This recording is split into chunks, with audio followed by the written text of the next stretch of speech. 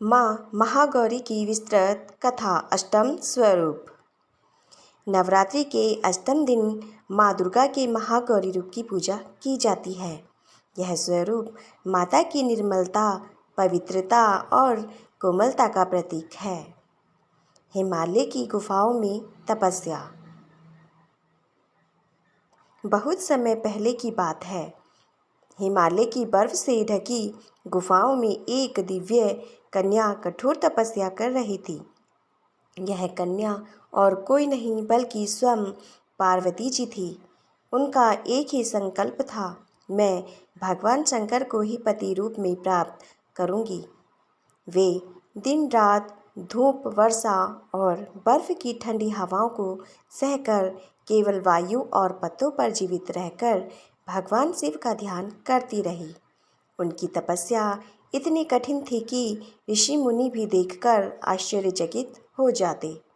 लेकिन तपस्या का प्रभाव उनके शरीर पर स्पष्ट दिखने लगा। उनके कोमल अंग मलिन हो गए, वर्ण काला हो गया, बाल बिखर गए और शरीर दुर्बल हो गया।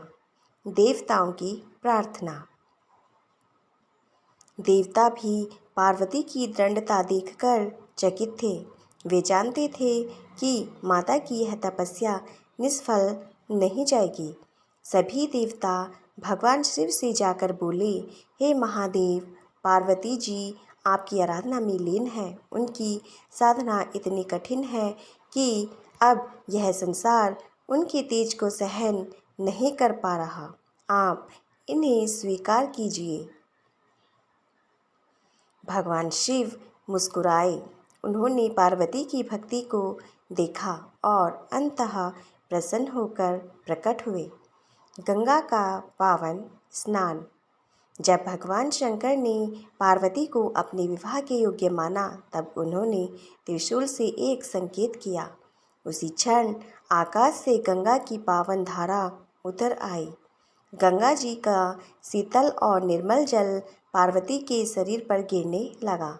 देखते ही देखते उनके शरीर का सारा मलिन रंग धुल गया। उनकी त्वचा चांदनी की तरह उज्जवल और कोमल हो गई। उनके अंगों में दिव्य आभा चमकने लगी, मानो पूरे हिमालय में श्वेत प्रकाश फैल गया हो। तभी से पार्वती जी का यह रूप महागौरी कहलाया। महागौरी का स्वरूप। माँ महागौरी का रूप अत्यंत मनोहर है।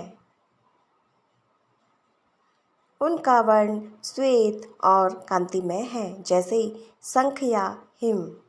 वे श्वेत वस्त्र पहनती हैं और वृषभ सफ़ेद बैल पर सवार रहती हैं।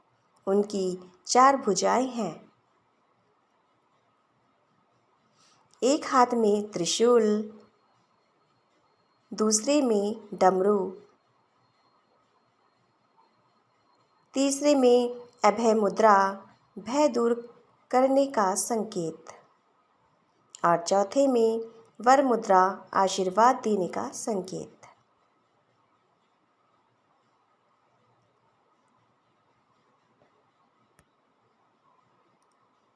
उनकी आंखों से करुणा और शांति की किरणें झलकती हैं।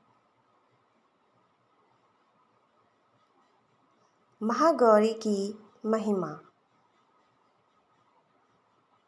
माँ महागौरी को पवित्रता और शांति की देवी माना जाता है। उनकी पूजा करने से जीवन के सारे दुख और भय मिट जाते हैं।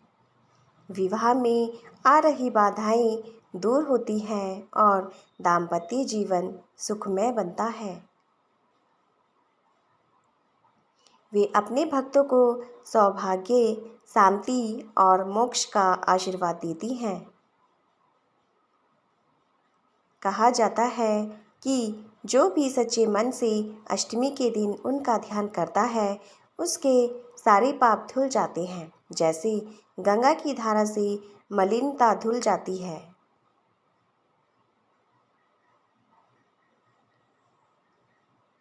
एक लोक कथा। कभी राक्षसों ने देवताओं को बहुत सताया। वे चारों ओर आतंक फैलाने लगे। तब देवताओं ने माँ महागौरी से प्रार्थना की। माँ ने तुरंत अपना काला और उग्र रूप धारण किया, जिसे काली कहा जाता है, और असुरों का संहार कर दिया। इससे पता चलता है कि माँ महागौरी जितनी कोमल और शांत है, उतनी ही शक्तिशाली और रक्षक भी हैं। उपसंहार। माँ महागौरी की कथा हमें यह सिखाती है कि भक्ति और तपस्या कभी व्यर्थ नहीं जाते। कठिनाइयों और कष्टों के बाद भी यदि विश्वास अडिग रहे तो अंततः दिव्यता की प्राप्ति होती है। नवरात्रि के अष्टम दिन माँ महागौरी की पूजा करने से भक्त को सात्विकता, पवित्रता और जीवन में शांति का वरदान मिलता है। तो भक्तों, ये थी आज की महागौरी की कथा। आपको यह कथा कैसी लगी? कमेंट बॉक्स में लिखकर ज़रूर बताएं। धन्यवाद।